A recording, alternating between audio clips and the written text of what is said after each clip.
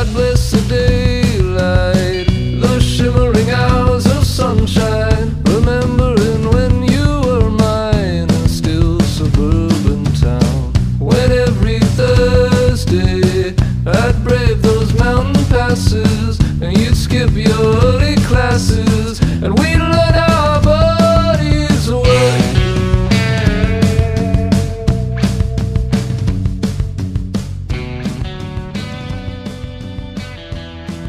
Welcome to the 2 Month Review, the weekly podcast brought to you by Open Letter and 3%, in which we take a giant book, break it down bit by bit, section by section, talk about it, analyze it, have fun. This season, the 20th, is Mulligan Stew, by Gilbert Sorrentino, and we are talking up to page 455 in the new edition today. I forget which one it is in the old right now. But anyways, I am Chad Post from Open Letter Books, joined as always by Brian Wood, author of Joytime Killbox. How are you, Brian? I feel crazy after reading this section. I'm losing grip on reality completely. What the hell is going on? Everything. The Rangers win a World Series. I don't know. Snake's dead. I was so into that for like a good period there, and then after they lost the 10 run game yesterday, not yesterday, 2 days ago, I was like, well, my spirit's broken again. Well, in some ways, they were lucky just not to even get swept because they kind of stole the first game. So, they're really good, man. They're really good. They were like, I was trying to think of an equivalent this morning. I thought they were kind of like Butler, where it's like, I can see how you're a really good team. Like when Butler made the national championship in basketball again and lost to Duke by a fraction and then to Connecticut. And you're like, well, I can see how you're good enough to play here, but you don't deserve to be here. Like you really didn't. Like we don't really want you here, and you're not really. I can shots fired in the shadow of Bobby Knight's corpse, but Indiana basketball just has no place at the big show. I'm sorry, Oh man, that'll go over really well in the state of Indiana, I'm sure. Best line I've ever heard in terms of like I'm having a lot of difficulties with the University of Rochester right now, and so I'm not particularly fond of any universities. And it reminds me of Bobby Knight's statement when he got fired from Indiana, and he said, "When I die, I hope they bury me head first so they can all kiss my ass." I think the time has come. And also, I second that 100%. That was to his critics, though, right? I thought that was to the administration. Oh, well, maybe he just has that. He just kind of like has a cut and paste template for kissing my ass with different ways. But, Absolutely. So, anyways, I don't know if there's anything now that the snakes are dead. I don't think there's anything exciting in the world except this book, which is crazy. So yeah, you say you're losing your mind. I forget where we exactly started. For me, it was page 337 in the old version with Halperin's journal. Yep. And so the way this one breaks down is we have like Halperin's journal, this long interview with Barnett Tet, the cardboard magnate. So the majority of this is probably the cardboard magnate, and then. And then we get a letter from Tony. Woo! That letter is a lot. Spicy. Then we get the absolutely insane Blue Ruin. Which was actually hard for me to read. I had to skim bits of that. Because you're a fan. That's because you're a fan of Thomas Pynchon, and that whole chapter is making fun of Thomas Pynchon, I'm pretty sure. Totally making. That's what I sent that to you last night. I'm certain that is. Well, when you see the drawings, it really makes sense. And then we get a little bit of Halperin's journal at the very end, and Lamont's notebook and Lamont's scrapbook. This is so funny. Okay, so the one thing that I think is really funny is Halperin's journal right now, or so we get two pieces of him, the before Blue Ruin section, then the after. And the before Blue Ruin is great because he's basically like, I kind of like this. I'm fucking all these chicks. Like, this is great. Like, I don't mind this at all. I'm gonna stick around because maybe I get laid more often by these women, these very sexualized women. And then his second one is like, motherfucker. Why is he doing this to me? So just like a quick thing with this, like with Halperin's journal, he's showing like how jacked up Ned is becoming because of what's happening to him in the book, right? And it seems like it's going parallel with how Lamont is losing his mind as well. So do you see a reason why the two of them are, does Lamont identify with Ned as a character? Or did he write himself into the book? Is he, you know what I mean? Like, yeah, because as authors, we always say like, oh, we're completely objective or whatever. But sometimes like you write yourself into a little bit of you into the characters or something. Is he writing himself as a little bit of him? Is he like Ned? There is the idea that like maybe he's killing off something of himself too. And then there's the jealousy. There's the like, because this one is just when we get to the part where we talk about Lamont's letters. I mean, he is so jealous at this point, and he is so full of himself, and he is so delusional. It is and paranoid.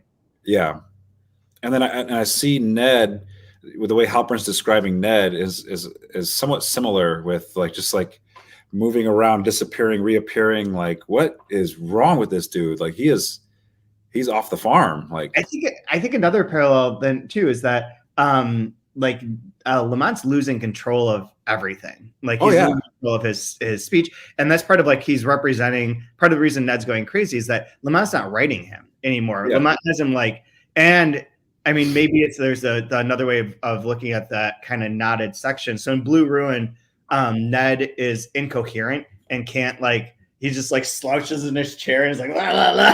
Like can't do anything. He's like, and they're like, see Ned, they're frauds. He's like, and like doesn't know. And he's also like, the character has left. Like the character left the book and is no longer in the book. So Lamont can't write him anyways because he has no more control. The character has taken over and abandoned him. So he's like a shell of a human. Which is also Lamont's basically a shell of a human. Like this is like watching this is sort of like watching not Nathan For You. What was the other one called? The not the experiment, the rehearsal. Is that right? Mm-hmm. The rehearsal. Where as that show went along, I was like, is he gonna kill himself at the end? Like, is that the only way out of this like insane mental trap he's built for himself? Is like a suicide? Well, so like we're getting theater of the absurd, you know, and the ways like Waiting for Godot and some like, and instead of waiting for Godot, we're waiting for the police to show up. Yeah, we're waiting. I don't know if they're ever going to arrive. Yeah, and like the police would represent, you know, order, right? And there is no order. There is no like, yeah, we're just kind of like in this purgatory of insanity. And yeah, and not to jump too far ahead or anything, but the next section, the last section that you read, is primarily sections from the book, like from the book that he's writing. It's predominantly that. So some of that has to be resolved within there.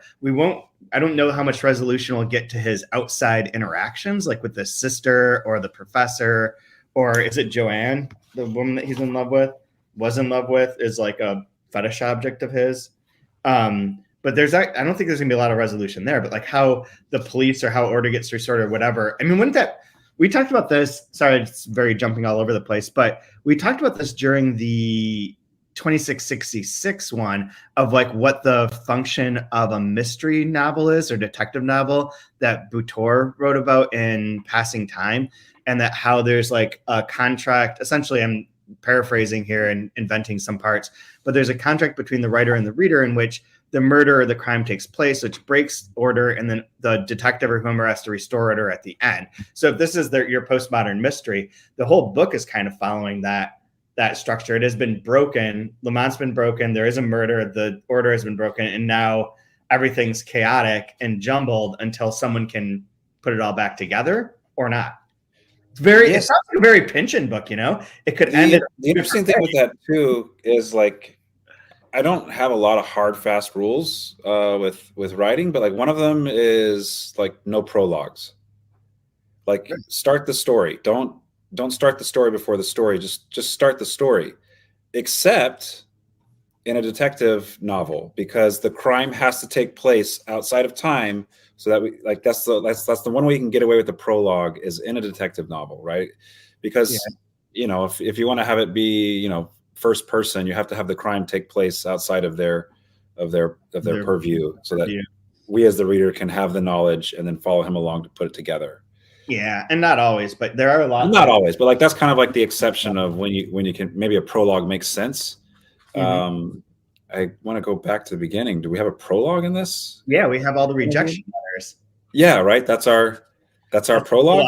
The prologue is the rejection letters. Is the rejection letters. So this is the crime. This is what the crime is, not being able to be published, which is like Lamont's problem, is nobody wants to publish him or treat him seriously. That is the crime. Stroke of brilliance. There it is. Yeah. And it also like does, in terms of the prologue thing, that reader's report basically explains the whole book. Yeah, what caused all of this is the stuff we read at the beginning, where like, I have your name wrong. I'm confusing you with other books. Imaginary qualities of things imagined. I would like to send you more stuff. I'd like to. No, please don't send us stuff. Let me send it back. Like that prologue. Yeah. Yep. But anyway, so the Hopin part like begins with that. I love the Hopin part. I should note, by the way, that the quote potion that we drank was quite real. So we don't know what that potion is until we get to the Blue Ruin chapter in a moment. But that setup, that's excellent. I love it. My favorite line was like he's like I'm gonna stick around. He's like, there is a strong possibility that Lamont will rewrite the entire book, but I don't care. Not now. The possibility that Lamont will arrange more wondrous episodes like the last one will keep me here. That's so fun. So Ned's gone. What do you make of this interview? So the Art Futures interview is about an art collector, which I think is a good send up as of like that part of this industry. And like, we haven't had an interview in here yet. We've had the questions that get sent to him to like expand your imagination and all that kind of shit. But the like a true interview we have not had. So this is another form of like the writing. But I also was the actual author Sorrentino, was he in the New York area?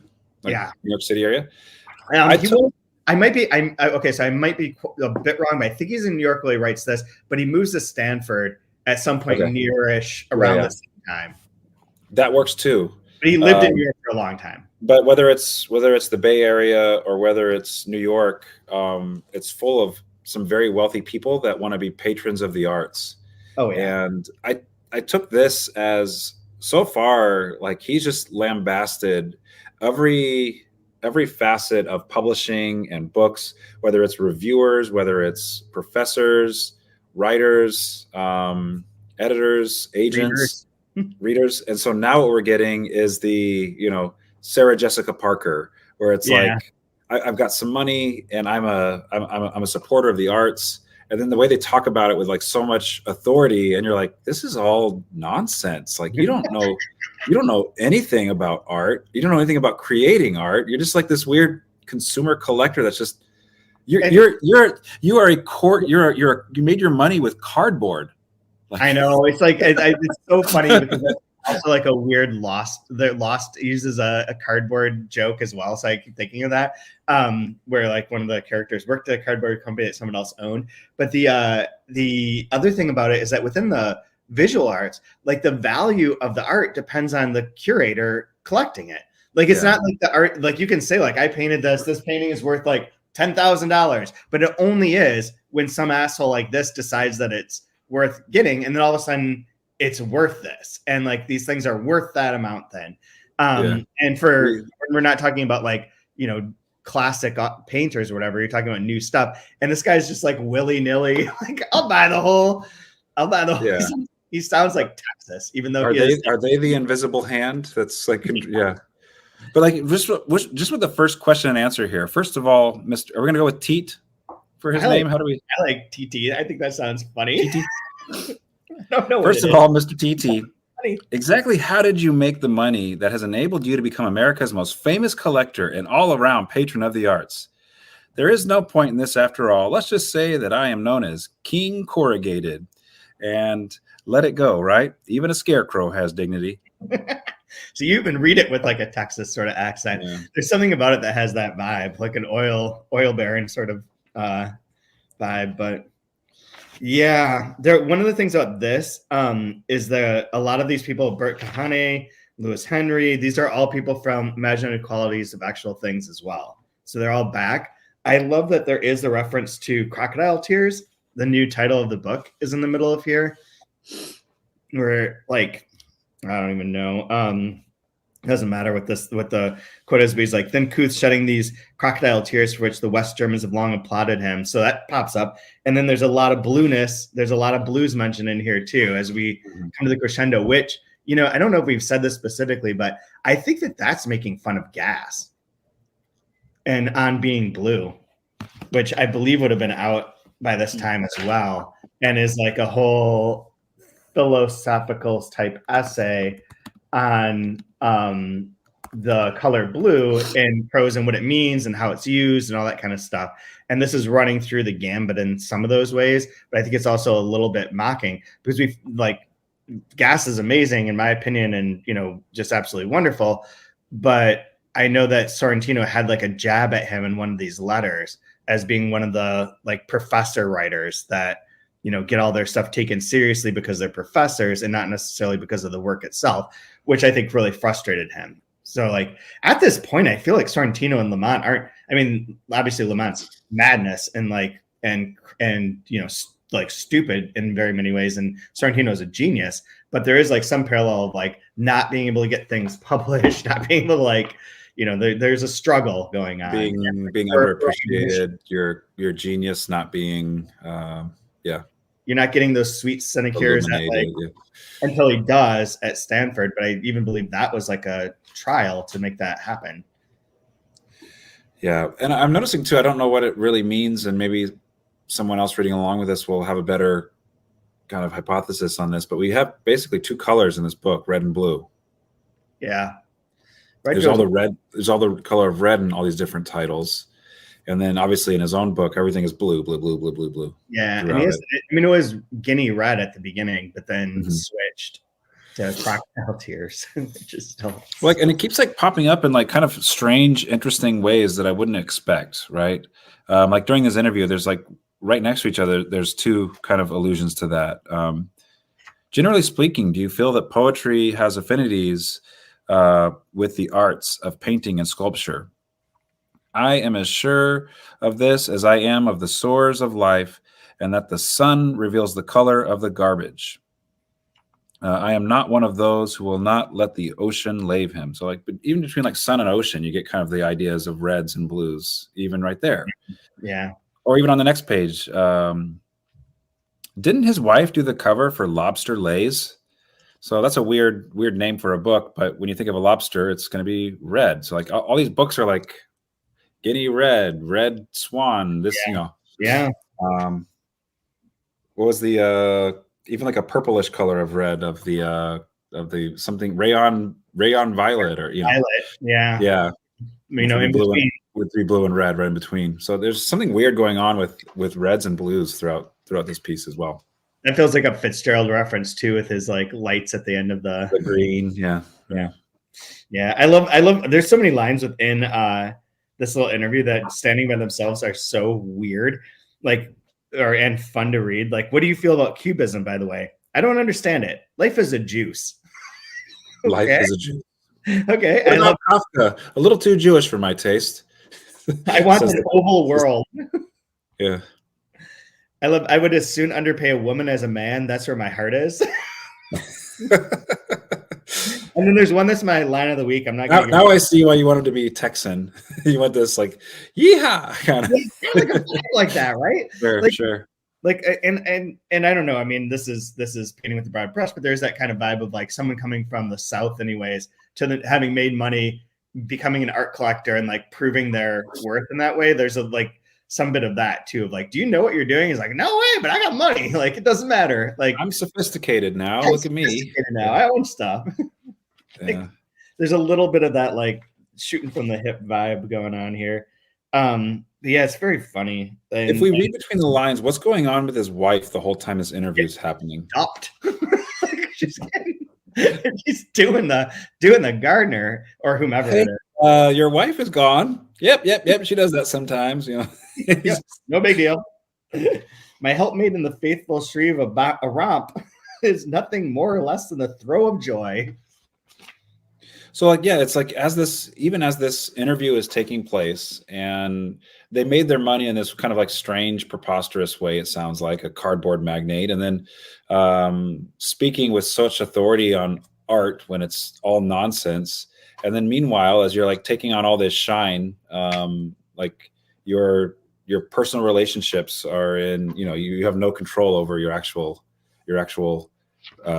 personal life. It's lost to you. Like there's something very funny and interesting and ironic with all of this happening, right? Although I also took this as like the sort of like sophisticated to like, I don't really care. Like, I know they're just doing a thing. Like, that's fine. Like, whatever. Like, go forth. Like, that's how your life is.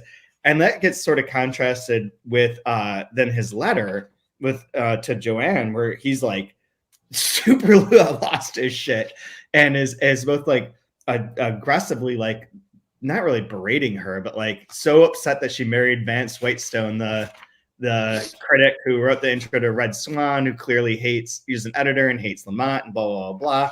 But he also like won't stop talking about her.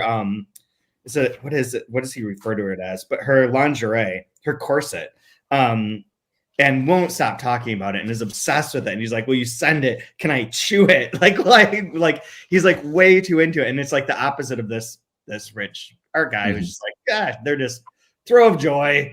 They're just, they're just having their, what did he call it? They're aside from throw of joy, they're a romp.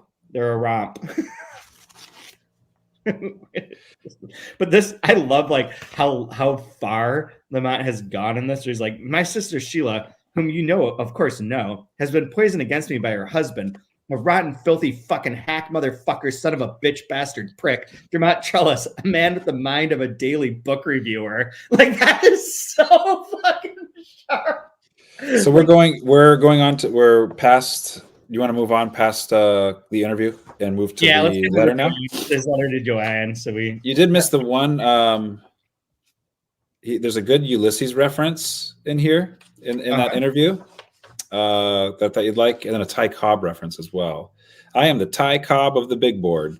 So again, if you know Ty Cobb, he was this absolute scathing racist, which kind of checks out with this dude as well. Mm-hmm. And then when he's talking about, I am alone, but like it that way. If you glance sideways at Ulysses on the shelf, its bed of pain, so to speak, from its fox pages, there comes the almost eerie green glow. Like, oh God, yeah, I love the another reference to Ulysses in here, right? That is Ulysses is the the special book. The eerie. All right, so my dear Joanne. Yeah, so he writes to Joanne. He's, whatever tenuous hold I have on reasonableness, balance, just even sanity seems to be fast slipping away from me at an enormous rate. Like, so he's writing to her because she's been married. He finds out she's been remarried to Vance Whitestone, and they had a honeymoon at Niagara Falls, not too far from here, and also super cheesy, as he points out.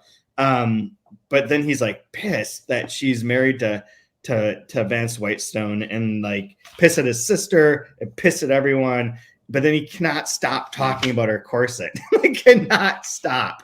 And it's like so lecherous and so like inappropriate and so wild. I love too that within here, one other thing that I thought was funny is that he almost implies that Nabokov like took him down and was responsible for part of his non-success is due to Nabokov, and his like delusions of grandeur, like no bounds. It's fantastic. It's so wild. But like you can see too, like this idea, like this, you were talking about his like nervousness, his paranoia, and his jealousy. It's all over this letter, right? Mrs. Whitestone, Mrs. Trellis, for a little steady nookie. To think that he, that toad-like creature, now has the opportunity to eat your corset if he wishes. I mean, oh, you know what I mean. He probably can't even appreciate corsets. I have heard that he is an eater of blackstrap molasses. What can one expect of such an insect? They are all against me, and now I see you have joined their camp. Like he's gone. This isn't a letter. Like this is a letter you're sending to somebody. Holy shit, you're gone, dude. Yep. He's super good, and then that delusion of grandeur just comes through so often. So Nabokov, I don't doubt for a moment that he too had a hand in my failing career. Those letters to the New York Review on Russian syntax. Do you all take me for a fool? Anyone can see that they're in code, literary code. That's wild. That's a wild accusation. And then the real kicker on it is it seems quite clear to me that this book will establish me as the most interesting spokesman for the American avant-garde and for surf fiction as well as earth fiction and postmodern fiction to boot. Like, whoa, bro. Yep. It's like there's a Hal Hartley movie, Henry Fool, where he's like, I'm working on a poem that will blow a hole through all of American letters. Like, it's that sort of like insane. And then P.S. don't forget to check on that corset. I'm really kidding. Well, you might take a look for old time's sake. That's like every PS and every single letter he does is like, I'm just kidding. No, but really. Will you maybe send me just a little something? He's so out of his mind. Nookie is one of my favorite words in this whole book. When Crocodile Tears is finally published, you will rush around town, your face burning with pleasure as you collar people to tell them that you once knew me. I envy you. Who is this dude? Like, seriously. I feel like this has to be built. Like, this has to be a conglomerate of like literary authors that our author has seen, that he's putting together, that he's patchworking together. Like this self-importance with the work. Like this has to be something that this you can't satirize nothing, right? Like I know. It's been so long since I've been in like the various like literary parties where it is like the MFA students talking about their like, one book. Same with me. Yeah. And they're like so into like talking about their work. But I have one guy in mind that is a youngish author who is exactly like my book is the greatest book. Like, obviously you must be, it's your pleasure to be able to work with me. Like you're gifted. I've given you this gift to be able to work with me. I'm like, yeah, buddy, go fuck yourself. Blue Ruin. Do you have an idea of like what the ingredients of a Blue Ruin might be? No, do you? No, I'm guessing Quaaludes. Quaaludes is a good start. Powdered Quaalude with curacao, maybe. I'm not sure. It's like, it reminded me as I was reading, all I could think of, aside from the fact that it seems like a pretty clear like Pynchon takedown, but like that the hipster sort of look at me, you know what I'm doing, you get it, and which I have a lot to say about, because I love how like that vibe of like, I'm doing this, but you get it. Like it's all like so vague. It's like unwritten, but it's like implying that you as the reader can read the mind of the character writing that, because he never explains what he means. He's just like, we're cool. We're all cool here. We're cool cats. And like the slang is so fucked up and like not quite right in any hip way. But there's that part. Shoot, I forgot what I was going to say. Oh, hold on. The other thing I couldn't stop thinking of is the David Foster in Infinite Jest. In one of the footnotes, I think it is, where one of the characters is reading someone's prose, and it's like, this is the purplest prose I've ever read in my life. You can feel the Quaaludes hitting as you read these sentences. And that's all I can think of. All right. So I went to Chat GPT just now and said, make up a cocktail called Blue Ruin. Certainly. Here's a creative cocktail recipe I've named Blue Ruin. It's a vibrant and refreshing drink with a beautiful blue hue. It's 1.5 blue curacao, of course, 1 ounce vodka, lemon juice, simple syrup, coconut cream, and crushed ice. Let's do it. Next week. Final one. All right. I don't know if I want to buy a bottle of blue curacao, but buy a small one. I can hit that up and we'll make some blue. Let's make some blue. Let's do next week. Let's do next week in person and have a blue run. Sure, that sounds like a great idea. The other thing we should do as well for next week is separate of each other. We normally do our like jacket copy. I'd like to use AI and ask them to make the jacket copy and some blurbs for this book to see what they come up with, what they can take off the internet. That's interesting, because that will give me a chance to do a couple projects I've been that I've had steaming and simmering in the back of my mind and in my tickler file about AI stuff. And I want to see You do. We'll do it separately. I want to see if I can find a way to feed this book into an AI. Like all these people are like, I don't want the AI training on my books. Don't read my books, AI. And I'm like, fuck that. I want them to read all our books and give me better jacket copy. Like, tell me what to do. Well, I'm just curious what it would pop out, like what the, I don't know, like the zeitgeist around the work is. So it'd be neat to see. It's like watching those Burger Time commercials for Burger Time Family House. Like I'm hoping it's one of the. I like the one that I sent to you guys. That was the person asked AI what the world would look like if Latvians ruled it, and it's just like fucking potatoes everywhere. It's like 17 statues of liberty for some unknown reason, all made out of sausages. It's confusing at best. So yeah, so Blue Ruin is like way over the top in terms of its language. I had the hardest time making it through this because it's so like slow and like nothing. It's like slow and like annoying. Like the voice is annoying. Well, this is his like postmodern grandeur. Is this paragraph like this? I'm in love with myself and my writing. Watch me go, experimental writer. This is that chapter. And so I really think he's lampooning, Pynchon and these other postmodernist writers that were so popular in the 70s. Yep. Because I mean, there's just like nonsense drawings. They're all on drugs. They're doing, ooh, look how weird and crazy everything. And here's this gabbity, like the song, right? Like nothing makes any sense. This is all just gibberish. This is chaotic. This is stupid. And he's like, here you go. Here's your great postmodern chapter. And eat it up, you idiots.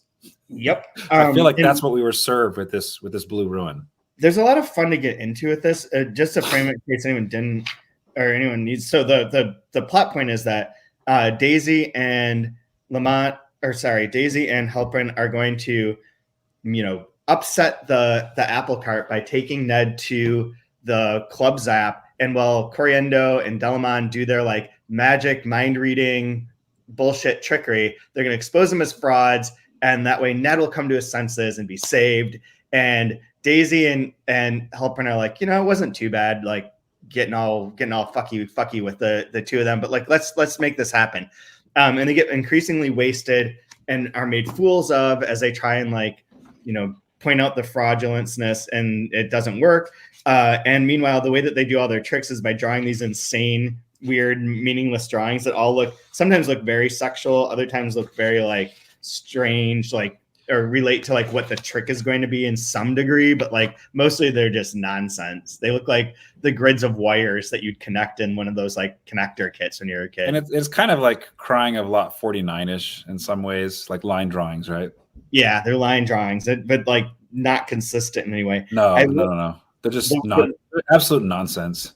Yeah, and this is the tone that like is like mocking all of the Pynchon sort of writers. But it's also like kind of funny and also why it's hard to read this for so long because it's this over and over and over again. But like on my page 428, it's just in the middle of a paragraph. He's like, and who could it be? I see your eyes hopping in your head with expectancy. And it's like, oh, stop addressing me. Stop addressing. Anyways, perhaps not precisely, but you'll comprehend my drift. So my fondest wishes pray. It's like, just quit it. Don't talk to me. Don't talk to the audience. Don't believe we're on your side. Oh, it's so frustrating to read. So many jigsaw puzzles too.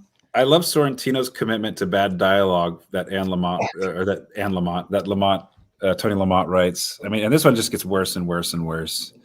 I'll try a Blue Ruin myself, I shot.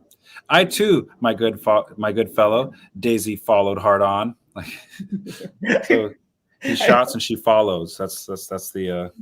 They just get worse and worse and worse. I marked a dialogue to her. I was about to reveal the same. Daisy, I ventured to reply with a virile effort at composure by flashing my pearlies. I was like, this dialogue is as stiff as his penis. Which is all about next. Well, like for tricks, make tricks, i.e. Ned Beaumont grinned sinkingly. So he did accidental rhyme. And like how do you grin a line? Like how do you grin something? Like you just say, like you can't grin your words to speak them. That doesn't make any. But again, it's just lovely. There's never a said in any of the, like there was never ever a said. If you go through again, yeah, you're quite obvious terror, Ned Beaumont. Whence? I plumbed. I tittered softly, he says for the next dialogue tag. After that one, he croaked and consumed his cocktail. Oh my God, it's so his long. commitment to the terrible tags are incredible. Coriendo voiced. Aces, all aces, aces, aces. Bullets. Yeah, this is like, I mean, it's so much. And like, we had met these supremely rotten broads, and they had almost utterly sunk us in the Sargasso Sea of crumb-bum defeat. Give me a the Sargasso Sea of crumb-bum defeat. Crumb-bum defeat. Crumb-bum defeat is quite a line. Yeah, this is fun, but the one that I wanted to talk to you about is you got to sing the song. The song is like the dead on Barth and Pynchon giveaway, because they're both like load up on songs in their books. So I meant to look it up before we started, but I wasn't sure. Moonlight on Our Mananas. I don't know what I don't think that's a real melody. song. The melody of Moonlight on Our Mananas is. It doesn't. It does not. Wait. Does it show up? No. I don't see any Moonlight on Our Mananas that exists. I think that's just made up as like. Oh, it's like a like a Camptown Races kind of vaudeville-y. Yeah, that's what I figured. But like, I tried to read it to a song in my head, and I couldn't do it. That's why I was like, you need to do this. Rogo, rogo, gaja, mogo, haba, daba, do is our proud lingua, do we stern a clot, strong as a truck, goomba, lamba, hoodoo, do we, nay, we didn't give a fuck, or we don't give a fuck. Here's my goody friendy, Cory, Indo, place a fifth eye at her boobs, Vala gooby in a trousers, what a hand should funga boob, hind shrimps are out of luck. I don't know. That's kind of, I guess, what it is, like an old piano, stand-up piano type of thing. It's so dirty. Absolute nonsense. And nonsense and just like porny, like super porny. Gooby in a trousers is a good line. Gooby. Did you gooey? I go to see my doctor about. So you're here about premature ejaculation. Well, I don't know what that is, but I've been doing a lot of gooby in my trousers. And the doctor goes, I see. Okay. This sounds like a Deedle issue. I see. Yeah, just a bunch of. Oh my God, so wild. Yeah, we'll get some Blue Ruins for our final. Fuck yeah. And then we have Halpern's journal where he's Let's go to Halpern's journal. I knew that Ned would be pushed over the edge by that scene. It was amazing that he stayed so long. I feel the same way. I love the line too. It's from Ned. He's like, he pointed out the language given me to speak as an indication of insanity. Absolutely. Oh Jesus. And then Lamont's journal we end with is the last part of it is from that, and then his like scrapbook, which is super because he gives us the entire, he calls it rundown of book. Yeah. But this will show them all. How can they fail to reckon with this? Is it too much to say that it has a masterly touch? Oh, Halpern's voice tinged with subdued fury at his defeat. Like, he's so high on his own shit. Like, it is unbelievable. So, in his idea of what remains to be seen, there's 1, 2, and 3. And number 3, the police arrive. Yeah. Along with and Coriendo Lamont. Number 3. Finally, the police arrive. Book ends in haze and mystery. Perhaps Ned will rise from the dead? Okay. Oh, and then boy. Any tips on the Big Apple is super funny. Porn a la mode, where it's like Swan bids fair to become in this year's most statusy read. This is like BuzzFeed reviewer section over here. This is like the shit that drives me insane online. I thought this is what was going to kill you. The very last paragraph here of that section. Swan is flying super high on campus and off this season, and there's a plan afoot to plug Trellis's smoldering yarn with a kicky campaign centered on bumper stickers, buttons, and trendy T-shirts. Looks like everybody is going to swing with the Swan. $8.95 at all bookstores. It's so that. This is so that. I have to do because I didn't go to sales conference that's going on right now for our books. I'm going to send them a video talking about the open letter titles. I should do all of the descriptions in that fashion. just like super over the top. I wonder if I could keep that. I could not keep that up. I couldn't even do it for one, but it's pretty funny. It's pretty funny. I have 2 lines of the week, and I can't decide which one is better. So you go. I'll just do one that I think completely encapsulates Lamont as a writer. Okay. Very short one, and this is basically everything that he is, how he writes, and I really think it's a great way of encapsulating him very succinctly. And the older version, it's on page 381, and it's a line of dialogue that goes like this: "Good," the bitch emoted. It's like, this tells you everything you need to know about this guy. Yep. I have two. I'm going to do them both because they're very short, and they're actually just, one's a sentence, one's a phrase. The phrase, "Another jagged piece of that jigsaw puzzle of doom." Jigsaw puzzle of doom. This guy is he is so the worst. Like, you can't make him any worse, and somehow he keeps doing it. It's incredible. Then my the other favorite one is, "They don't have weather in Ohio." Yeah, I did that one as well. I was like, yeah, that's all they have there. I have never driven through Ohio without getting like my windshield wipers as fast as they can, and I still can't see. Yeah, and it smells terrible. Always, no matter where you stop in Ohio, it smells awful. I don't know why that is, but clean up your act, guys. Anyway. Yeah, this Tony Lamont is the worst, and he keeps somehow getting worse. It's quite amazing. It's something else. Very impressive. Yep. So next week is the end. It's the end of it all. We have the 3 chapters that he talked about, like blowing flowers stilled, and then the next one is dislocated reason. There's a few. There's a few notebooks and letters within there, and then making it up as we goes along. And that'll be it. Be done with this, and then we'll have to figure out what we're gonna do next. Anyways, I don't have any final notes or anything to say that would be like appropriate for this particular podcast. Anyways, not this section, at least. Blue ruins for everyone. Oof. I already feel that hangover coming on. Yep.